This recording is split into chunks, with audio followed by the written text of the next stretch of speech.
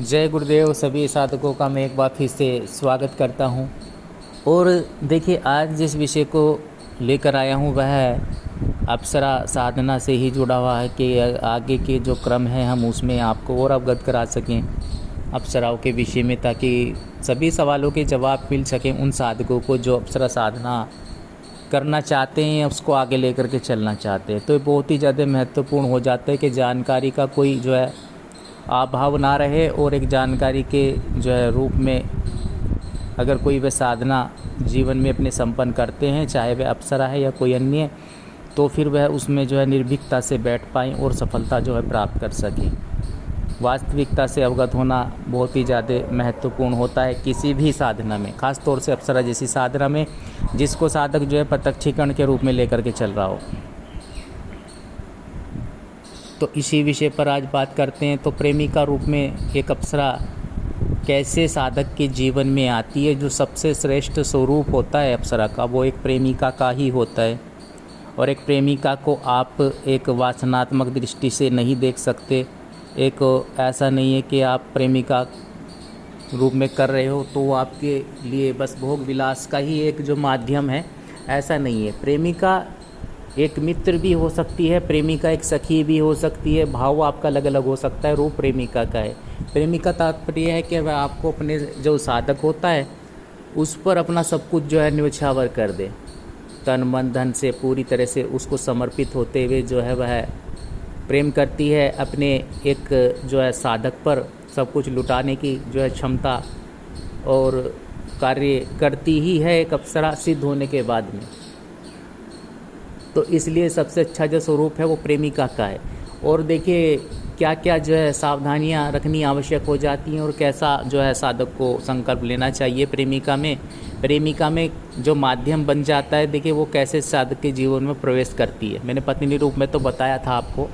अब मैं प्रेमिका जो सबसे सुंदर स्वरूप होता है अप्सरा का, तो उसमें जब साधक करता है तो प्रेमिका में कुछ भी प्रेम में ज़बरदस्ती नहीं होता है। एक पत्नी रूप में करोगे तो कुछ जो है आप कुछ बंधनों में बंध सकते हो, बंध जाते हो एक अप्सरा से, ठीक है। तो लेकिन अब जो प्रेमिका है उसमें कोई बंधन नहीं होता है। प्रेमिका में आप आज़ाद होते हो। प्रेमी जो होता है वह ठीक उसी की तरह कि ऐसा नहीं है कि आपने एक बंधन स्थापित कर लिया पति पत्नी वाला अप्सरा के साथ में, तो फिर आपको ये लगता है कि फिर मैं विवाह नहीं कर पाऊँगा। कई साधकों के सामने दिक्कत आती है और आ भी जाती है, ऐसा हो भी जाता है। ऐसा अधिकतर होता तो नहीं है कि अप्सराएं अड़चन बाधाएं पेश करें, लेकिन फिर वो अगर पत्नी रूप में आप करोगे, इतना आगे बढ़ोगे, तो फिर वो भी उसके मन में भी ये भावना उत्पन्न होती है, पत्नी वाली तरह से ही वह एक साधक के साथ में रहने लगती है अप्सरा। तो मैं इसलिए कहता हूँ कि सखी वाला स्वरूप भी श्रेष्ठ है, लेकिन जो प्रेमिका वाला रूप है ये सबसे ज़्यादा उत्तम होता है। तो इसमें वह जब साधक साधना संपन्न करता है तो संकल्प बहुत ही सोच समझकर जो है वह बोल देना चाहिए स्पष्ट रूप से कि मैं आपकी प्रेमिका रूप में जो है साधना संपन्न कर रहा हूँ और मुझे आप ही को जो है प्रेमिका रूप में प्राप्त करना है, ना कि किसी अन्य स्त्री को। क्योंकि इसमें क्या हो जाता है, जब आप प्रेमिका रूप में सिद्ध करते हो तो उसमें गलती थोड़ा ये कर देते हो कि संकल्प में अच्छे से बोलते नहीं हो। फिर वो क्या करती है अप्सरा, कभी कभी किसी अन्य स्त्री को आपके जीवन में प्रवेश करवा देती है, उसके माध्यम से उसके शरीर में प्रवेश करके एक अप्सरा के गुण वाली प्रेमिका के रूप में आपके साधक के जीवन में वह ला देती है उस कन्या को। और इससे क्या होता है, वो प्रत्यक्षीकरण से पीछे हट जाता है साधक, उसकी ख्वाहिश भी पूरी हो जाती है और फिर वो प्रयास भी नहीं करता आगे चल के। तो वैसा उसके जीवन में घटित हो जाता है जब प्रेमिका के रूप में करता है। तो जब आप संकल्प ले रहे हो, तो अगर आपको यही चाहिए कि मुझे तो अप्सरा को ही प्रत्यक्ष करना है और उसी को ही प्राप्त करना है प्रेमिका के रूप में, तो आप खुल करके इस चीज़ को संकल्प में बोल दें, ठीक है। तो फिर वो प्रत्यक्षीकरण ही होता है और वो आगे चल के जब भी आएगी वो एक अप्सरा ही आपके लिए लाइफ में आएगी, प्रत्यक्ष होकर ही आएगी, प्रत्यक्ष रूप से ही आएगी। जब भी आएगी, चाहे विलम्ब हो जाए, आएगी, लेकिन प्रत्यक्ष रूप से आपके जीवन में वह प्रवेश करेगी एक अप्सरा, और सभी सुख प्रेमिका वाले आपको प्रदान करेगी। इसमें जो है वह साधकों को डरने की आवश्यकता नहीं होती है। इसमें जो है साधक जो सफलता प्राप्त कर सकते हैं प्रेमिका के रूप में, और सभी प्रकार से वह सहायता करेगी एक साधक की। और जैसे एक प्रेमिका का रूप होता है वैसे। तो इसलिए मैं कहता हूँ कि जो सबसे सुंदर स्वरूप होता है, रूप होता है प्रेमिका का, होता है एक अप्सरा साधना में। और बाकी के भी आप कर सकते हैं, कोई दिक्कत नहीं है कि बाकी के आप कर नहीं सकते हैं, लेकिन जो है ये सबसे अच्छा रूप होता है। और जो अप्सरा को आप जब प्रेमिका के रूप में सिद्ध करें तो इसमें आप बंधनों में नहीं बंधते, इसमें आप ऐसा नहीं होता कि आप किसी बंधन में बंध जाएं। इसमें थोड़ा आप साधक किसी बंधनों में नहीं बंधता है, वह प्रेमिका करने के बाद भी जो है वार्तालाप कर सकता है, अन्य जगह भी अपने रिश्ते स्थापित कर सकता है, विवाह भी कर सकता है, कोई अड़चन बाधा नहीं है। किसी अन्य जो कन्याएं उसके संपर्क में भी मित्र बना सकता है उसको भी। तो एक प्रेमिका कभी ये नहीं सोचती है कि आप कहीं और किसी बंधन में ना बंधे, तो ऐसे विचार नहीं होते हैं, आप स्वतंत्र होते हैं। जब प्रेमिका के रूप में आप अप्सरा को प्राप्त करते हैं तो आप स्वतंत्र होते हैं, पूर्ण रूप से बंधन में नहीं होते हैं।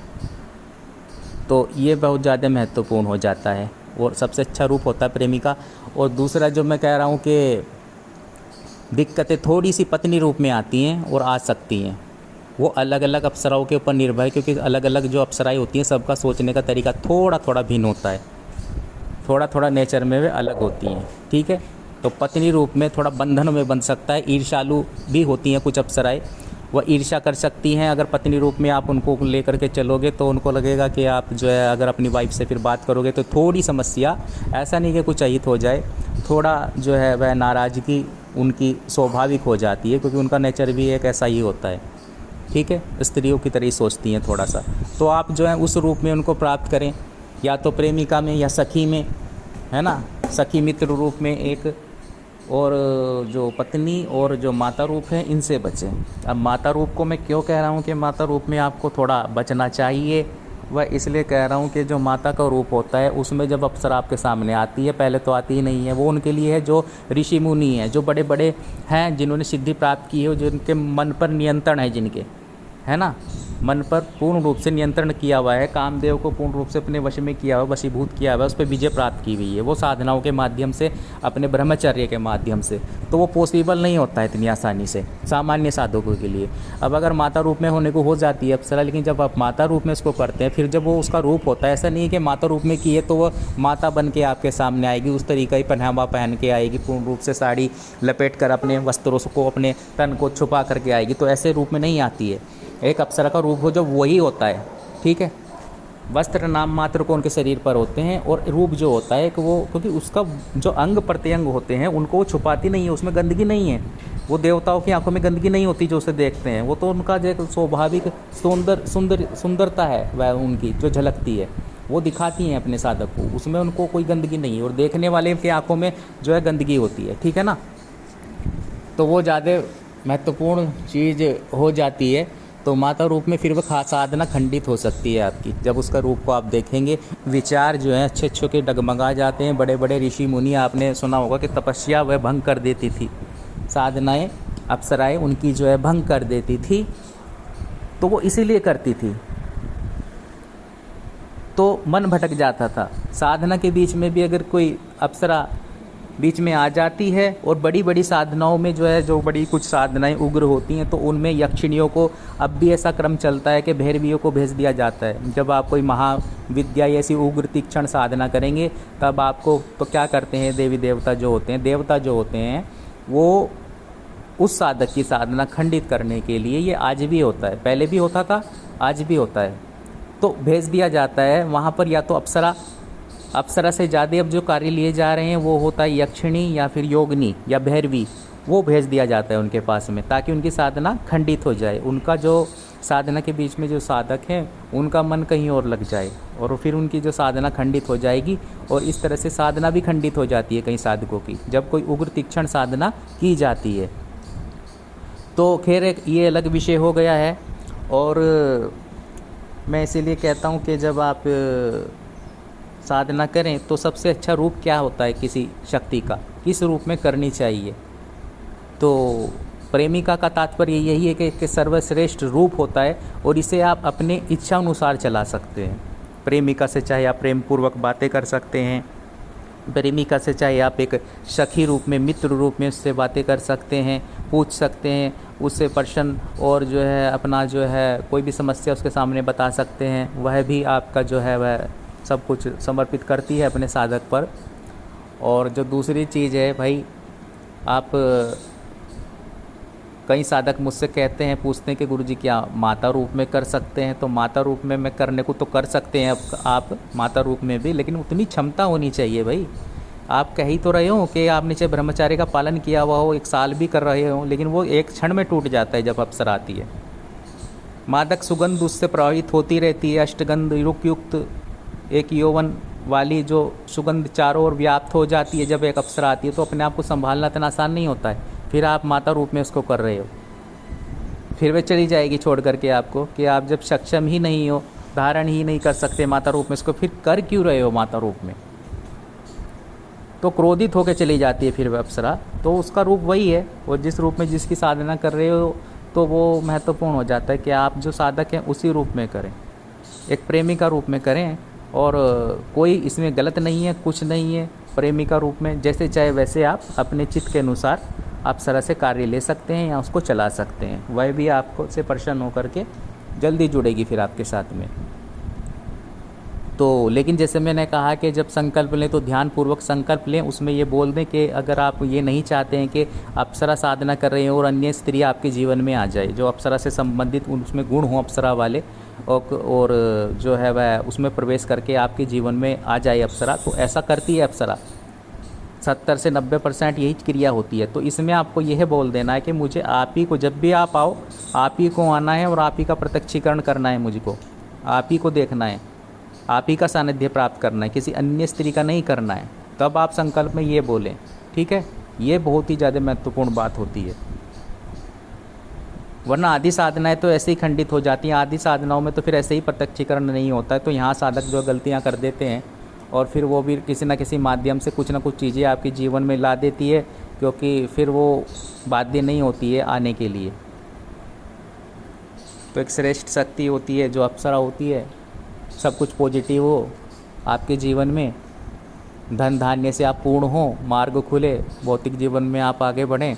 तो ऐसी ही जो है वह अप्सरा इसीलिए की जाती है। और जो भी साधक करना चाहते हैं, प्रेमिका रूप कैसा होता है एक प्रेमिका का रूप? तो एक प्रेमिका का रूप जो होता है अप्सरा में सर्वश्रेष्ठ इसीलिए होता है कि आप किसी बंधन में नहीं होते हैं, आप स्वतंत्र होते हैं। क्योंकि एक प्रेमिका, आप प्रेम को जो है ज़बरदस्ती प्राप्त नहीं कर सकते। सामान्य रूप से भी किसी स्त्री पर आप बंधन, या कोई स्त्री आप पर बंधन नहीं लगा सकती अगर वो आपकी प्रेमिका है, वो क्योंकि आप जो है स्वतंत्र होते हैं। और अन्य जो रूप होते हैं जैसे पत्नी का रूप, तो उसमें आप एक बंधन में बंध जाते हैं। फिर वह क्रियाएं आपके पास साथ हो सकती हैं कि आप उसे पत्नी रूप में की हुई ये साधना सिद्धि, और आप विवाह भी करना चाहते हैं। तो फिर ये जो चीज़ें होती हैं डिसबैलेंस हो जाती हैं, और डिसबैलेंस में फिर वह चीज़ें कर सकती है आपके साथ में अप्सरा, वह भी स्वाभाविक होता है। वो भी सोच सकती है कि आप विवाह की क्या इच्छा पड़ गई, फिर क्या ज़रूरत पड़ गई जब आपने उसको पत्नी रूप में प्राप्त किया हुआ है। सभी सुख तो दे देती है आकर के, वह जब आप अकेले हों सशरीर आ सकती है, आपके साथ में जुड़ सकती है, कार्य भी कर सकती है, लेकिन उसके लिए आपको अकेला होना, एकांत आवश्यक है। वो एक अलग चीज़ हो गई। और फिर कुछ चीज़ें हो सकती हैं छोटी छोटी, लेकिन वही है कि सबसे अच्छा स्वरूप जो होता है प्रेमिका का ही होता है, और सब कुछ वह अपने साधक को प्रदान करती है। इस रूप में उसे आगे बढ़ाती है, और जैसे चाहे वैसे चलती है उसकी इच्छा अनुसार, ठीक है। और आज ये छोटी सी जानकारी आपके लिए लेकर आया था कि प्रेमिका को रूप में एक अप्सरा कैसे सिद्ध होती है, और किन किन बातों का एक साधक को जो है ध्यान रखना चाहिए। इसी के साथ आपसे आज्ञा लेता हूँ। जय गुरुदेव, जय निखिलेश्वर जी महाराज की जय।